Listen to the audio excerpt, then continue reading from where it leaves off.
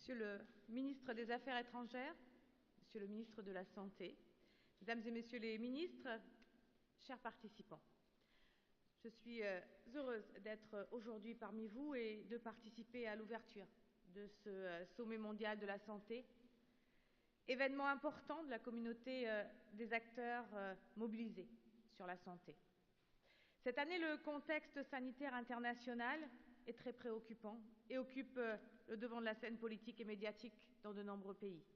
J'étais il y a un mois en Guinée, à Conakry, et j'ai pu constater combien l'épidémie d'Ebola, au-delà du drame humain, était déstabilisante pour le système de santé dans son ensemble, pour le pays et pour la sous-région.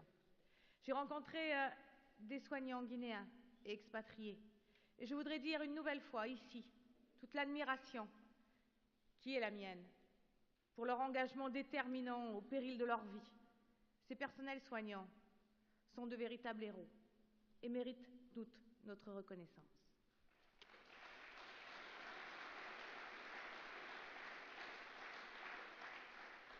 Je reviendrai demain matin plus longuement sur la France et son action en Guinée pour lutter contre ce virus Ebola, mais aussi sur l'ensemble de l'ampleur des dégâts que fait ce virus en Guinée. Je souhaite remercier l'Allemagne pour l'organisation de ce sommet depuis maintenant 6 ans.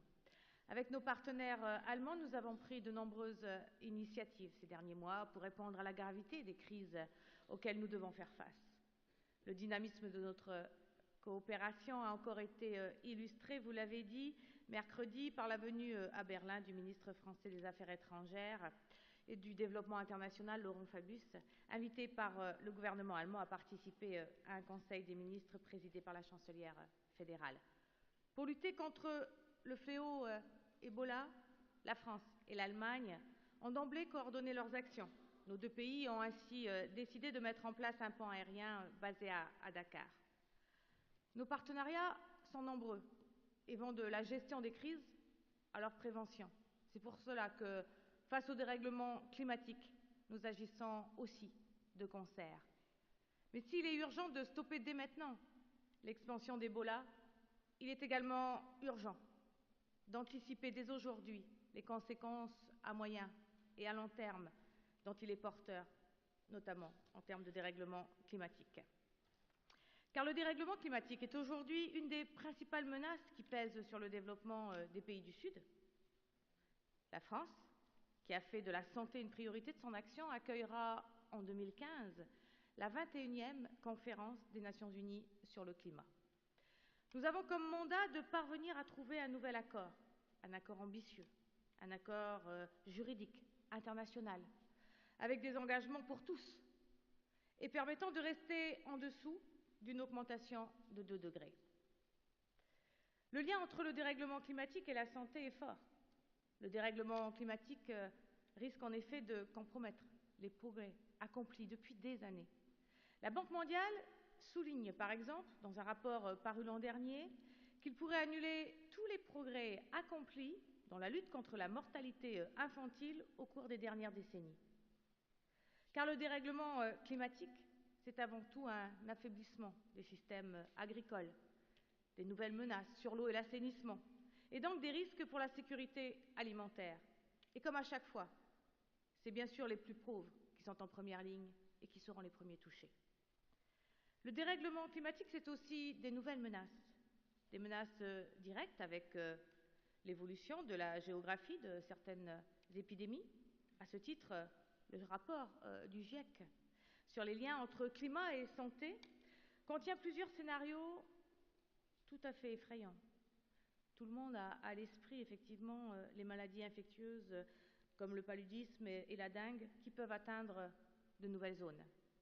Et ce rapport montre que peu de régions sur la planète seront à l'abri. Les nouvelles menaces, c'est aussi l'intensification des événements climatiques extrêmes qui sont des défis immenses pour les professionnels de la santé. Notre devoir aujourd'hui, c'est d'anticiper ces menaces, anticiper les menaces de demain. Car en matière d'adaptation, nous pouvons d'ores et déjà travailler à construire la résilience des systèmes de santé, se préparer face à face aux événements climatiques extrêmes, mettre en place des actions de prévention des risques. Nous savons que tout cela est moins coûteux et plus efficace que d'attendre et d'avoir à intervenir à plus long terme. C'est un défi pour tous les acteurs de la santé, mais aussi de l'urgence. Il faut tous nous y préparer, il faut vous y préparer. La France s'est engagée pour la lutte contre ces menaces à plusieurs échelles. Premièrement, au niveau national. Des mesures concrètes et simples peuvent être prises dans chaque pays au co-bénéfice de la santé et du climat. Je pense par exemple à la réduction de la pollution de l'air, en travaillant sur les politiques urbaines.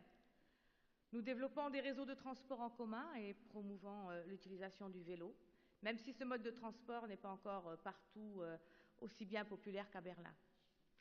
Deuxièmement, l'engagement de la France se décline aussi dans le cadre de son aide publique au développement bilatéral, notamment à travers l'Agence française de développement, dont plus de la moitié des projets aujourd'hui financés sont à co-bénéfice climat.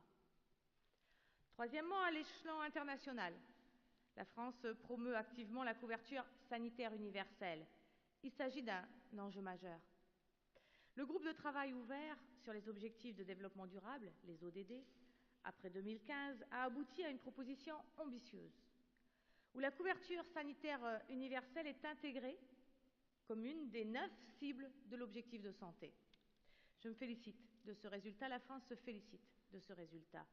Il importe désormais de préserver ce consensus, afin que la couverture sanitaire universelle conserve une place centrale dans la perspective d'un accord intergouvernemental que l'on espère tous en septembre 2015. Généraliser la couverture sanitaire universelle, c'est aussi s'attaquer aux inégalités qui sont criantes dans le domaine de la santé. Inégalités sociales, mais aussi inégalités de genre, inégalités géographiques, d'accès à la santé entre les zones rurales et les pôles urbains. Cette approche est d'autant plus nécessaire que de nouvelles menaces sanitaires apparaissent, telles que celles liées au dérèglement climatique que j'évoquais à l'instant. La France mobilise également des acteurs et les acteurs de la santé mondiale. La France encourage les différents fonds thématiques de la santé, notamment le Fonds mondial de lutte contre le sida, la tuberculose et le paludisme, UNITAID, l'Agence internationale d'achat de médicaments, et Gavi, l'Alliance globale pour les vaccins et l'immunisation, à agir davantage pour renforcer les systèmes de santé.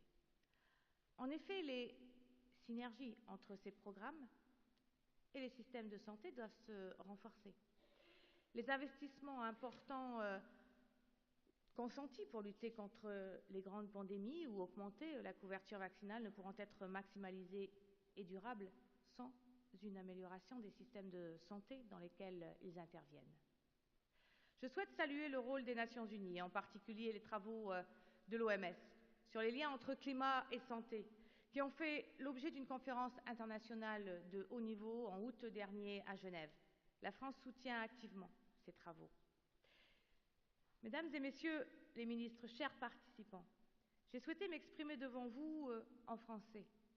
Je le fais parce que je suis attachée à ma langue. Je le fais parce que je suis chargée du développement et de la francophonie. Mais je le fais surtout aujourd'hui parce que j'ai la conviction qu'un sommet mondial doit s'enrichir des contributions de tous, sans frein, surtout d'ordre linguistique.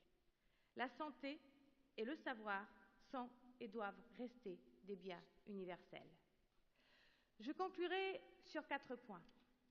L'importance de soutenir les travaux scientifiques au travers de coopérations internationales comme ceux que nombre d'entre vous ici conduisent pour mieux comprendre les liens entre dérèglement climatique, santé et pour mieux s'y préparer.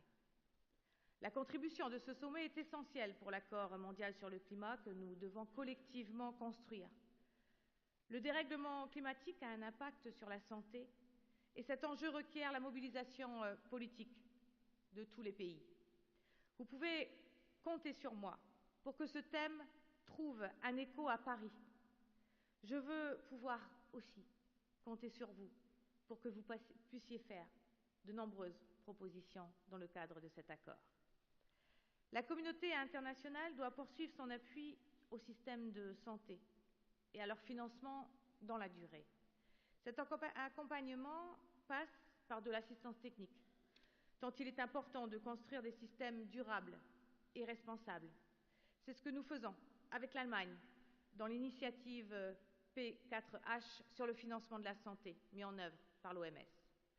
Mais il passe aussi par une réflexion plus large sur le financement de la santé, mise en œuvre également, souhaitée par l'ensemble des pays.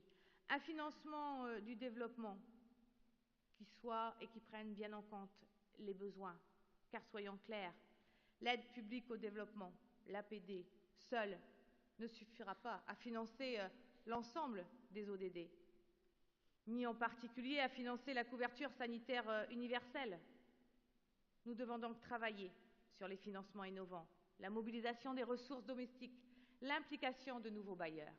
C'est extrêmement important si nous voulons relever les défis de ce XXIe siècle, ces défis que nous nous devons de relever, ces défis que nous devons gagner pour les générations qui vont venir.